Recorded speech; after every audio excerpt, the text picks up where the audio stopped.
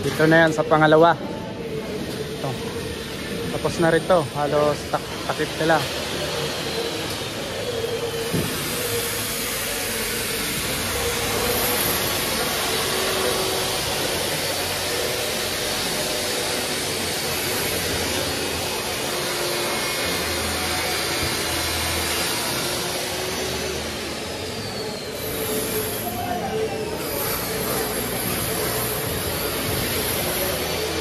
Tapos na yan. Tapos na yan. Bale, pintura na lang. Pinaon na lang yung ito kasi para matanggal itong scaffolding. Si Jesse. Yan lang yung taga-takip ng cove light sa may taas.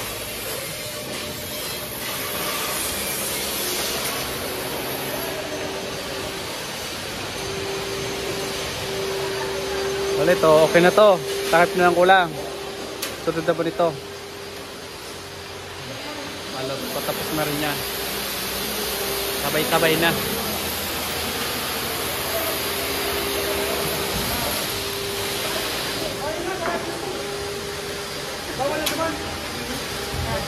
Ito yung pangatlong bulaklak.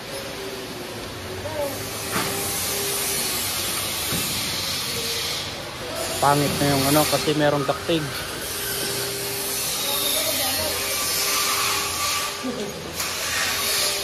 Ito yung gitna.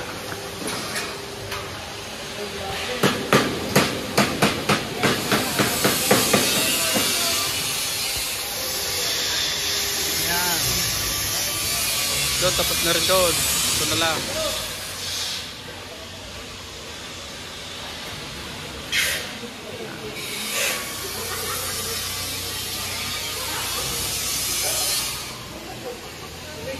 Ito na rin yung isa pang layout. Pagtapos nun doon, meron na naman magsisimula nito. Ito lang yung pattern namin, tubular. Pero pag isa nito ay dalawa. Isa, saka doon. Dalawa pa yan.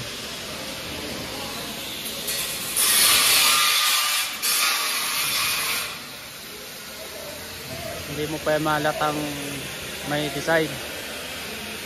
Skeleton pa. Halata mo yan pag ganun na. Pakita ko sa inyo pag natapos na. Dalawa na lang. Isa pa dito. Tapos shadow group ulit paikot. Tapos banda doon bababa.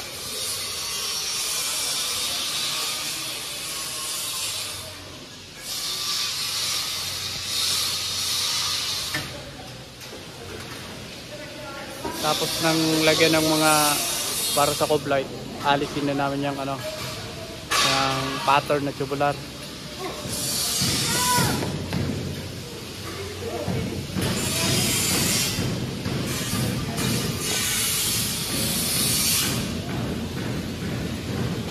Pakaray, may video.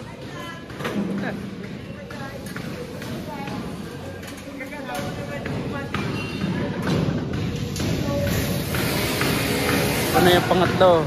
4, 5, 6. 6 yan. Tapos yung banda rito, pa-curve.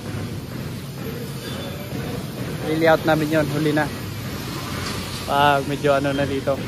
Kasi ito yung medyo masilan. Kasi itong design na ito. Hindi mo pa nalata. Ito, nakikita na. Meron ng takip.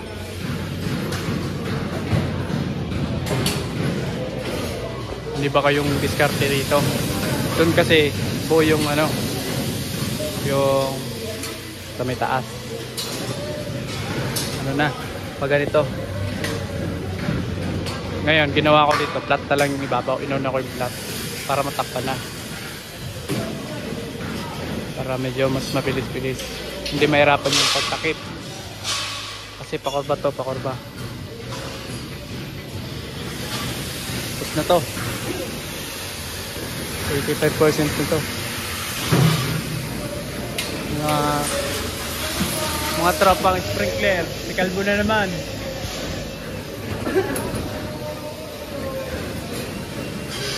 Ito rin yung gitna. Gitna rin yan.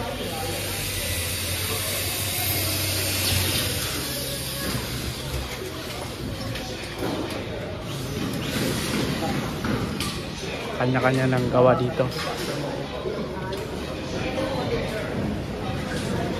Sugatan kasi ako. Malalim. Tinamaan yung buto. Dito yung magbababa. Magbababa dyan. Pakorp na yan, pakorp. Hanggang doon. Kasi merong ducting. Kung makikita nyo, halos pantay na sa ilalim ng ducting.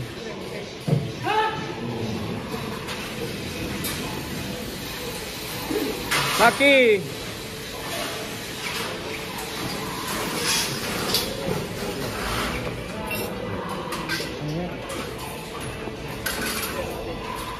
Pagkaroon. Outfit ko.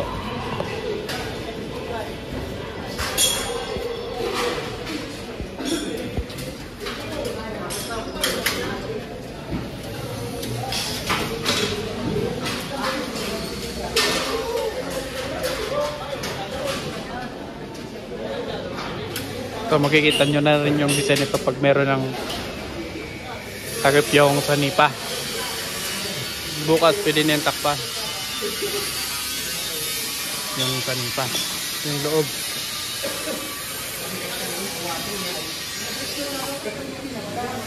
Pakita ko naman sa inyo yung dito sa may middle pole.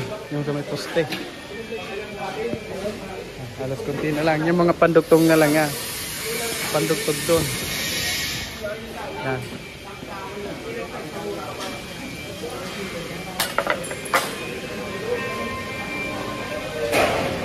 So, pinauna rin to para mag-iba na rin yung scaffolding.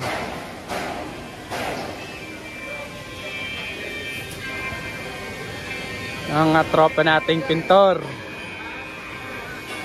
Yan. Pandugtong yun rito.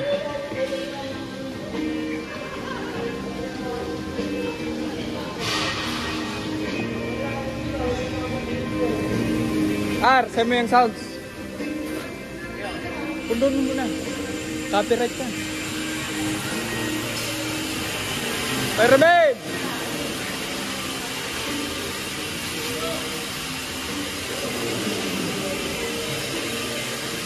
Yan. Pinauna lang tong banda rito. Para matanggal tong scaffolding. Ito rin si Pai. Yan. Tinutugtungan niya na yung ano. Yung kabila niya na ako yung gumawa. Tinulungan ko na. Tingnan ko na dito.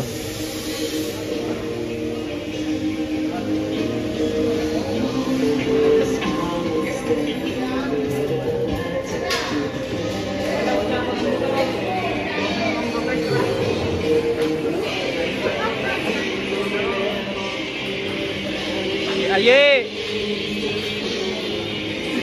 Ah! Say, ano yung mambado mo? Ah!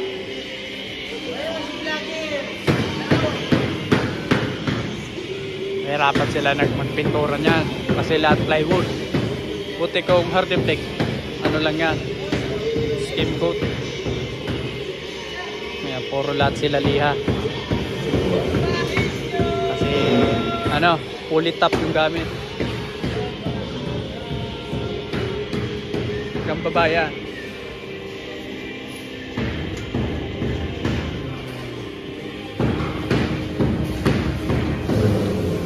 Hi, Romel! Oh.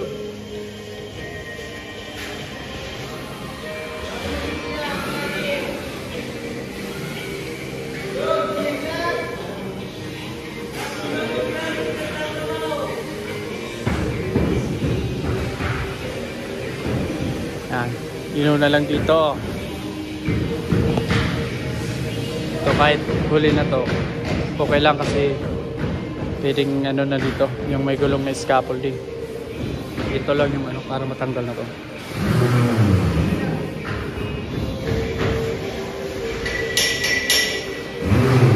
Bye bird! Bye bird! Guram! Guram! Bye bird!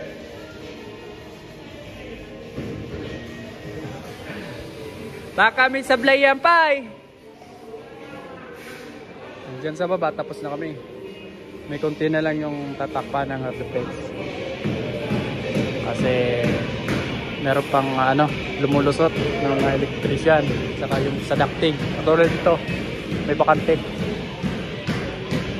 Diyan sa Naga. Old 101 ng Naga.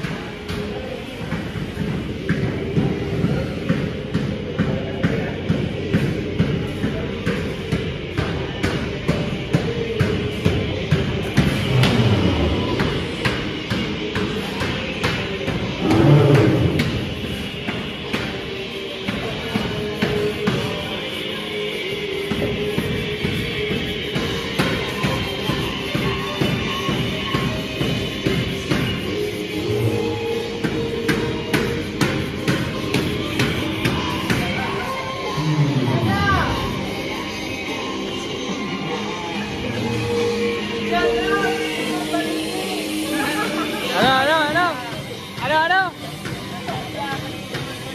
Cut out na kay Foreman Valentin.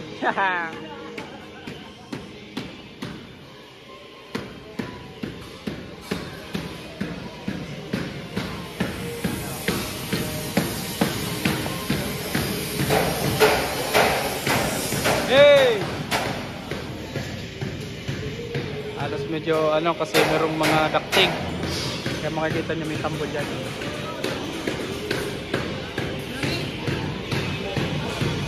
Yun na.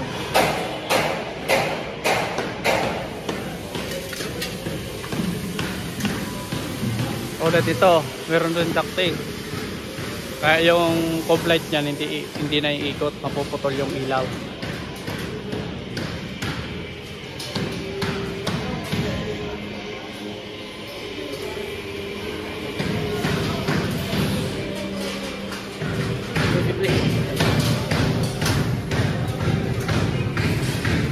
Ayan.